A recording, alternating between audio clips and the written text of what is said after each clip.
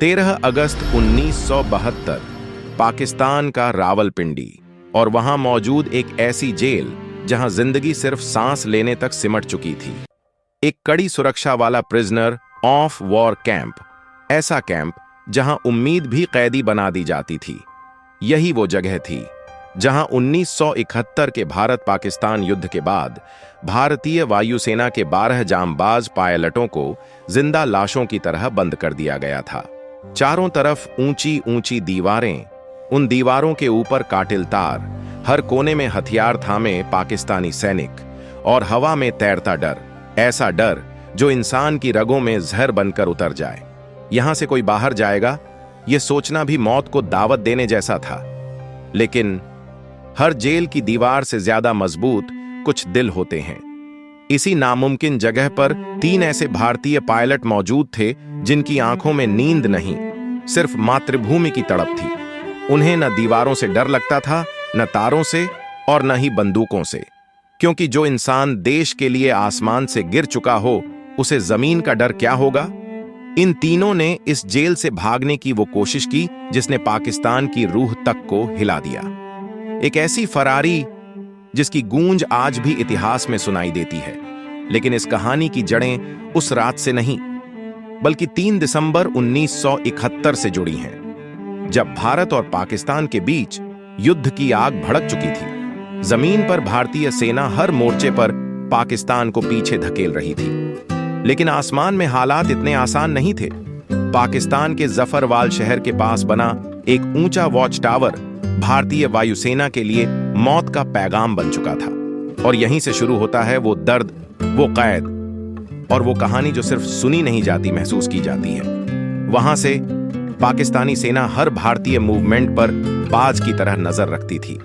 हर हलचल, हर उड़ान, हर सांस, सब उनके निशाने पर थी।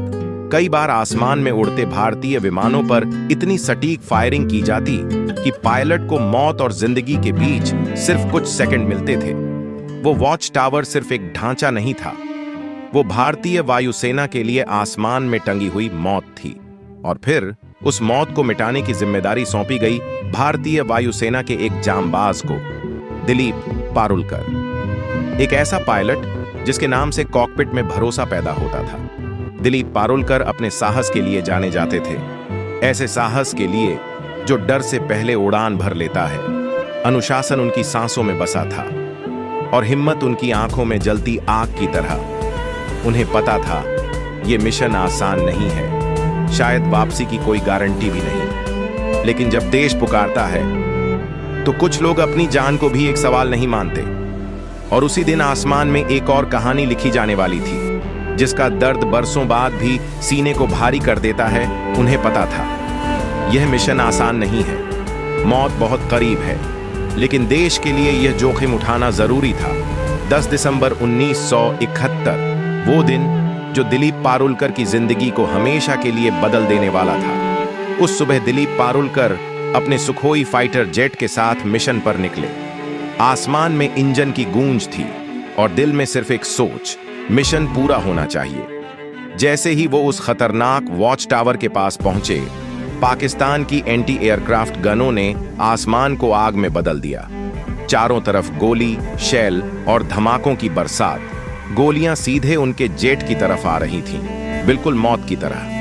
कुछ ही पलों में उनका विमान बुरी तरह डैमेज हो चुका था। कंट्रोल जवाब दे रहा था, ऊंचाई गिर रही थी और समय तेजी से खत्म हो रहा था। हालात समझते हुए पारुलकर ने 1 सेकंड भी बर्बाद नहीं किया। उन्होंने इजेक्ट किया। जान तो बच गई, लेकिन किस्मत ने उन्हें दुश्मन की जमीन पर उतार दिया। जब वो जमीन पर गिरे तब वो पहले से घायल थे। जिस्म में दर्द था, सांसें बिखरी हुई थीं और आंखों के सामने सब कुछ घूम रहा था। वो खुद को संभाल ही रहे थे कि आसपास पाकिस्तानी आम लोग इकट्ठा होने लगे। भीड़ बढ़ती गई और नारे गूंजने लगे, दुश्मन दुश्मन। अगले ही पल भीड़ ने उन पर टूट पड़ना शुरू कर दिया। लातें, घूंसे, गालियां, उनका सामान छीन लिया गया। एक घायल सैनिक निहत्था और अकेला। चोट, थकान और बेरहमी से की गई मारपीट ने उनकी ताकत छीन ली। कुछ ही देर में दिलीप पारुलकर वहीं बेहोश हो गए। अगर थोड़ी सी भी देर हो जाती तो शायद वो भीड़ उन्हें जिंदा नहीं छोड़ती। लेकिन तभी मौके पर पाकिस्तानी सैनिक पहुंच गए। सैनिकों ने भीड़ को हटाया और उनमें से एक ने ठंडी आवाज में कहा, इसे मत मारो, ये जिंदा हमारे ज्यादा काम का है।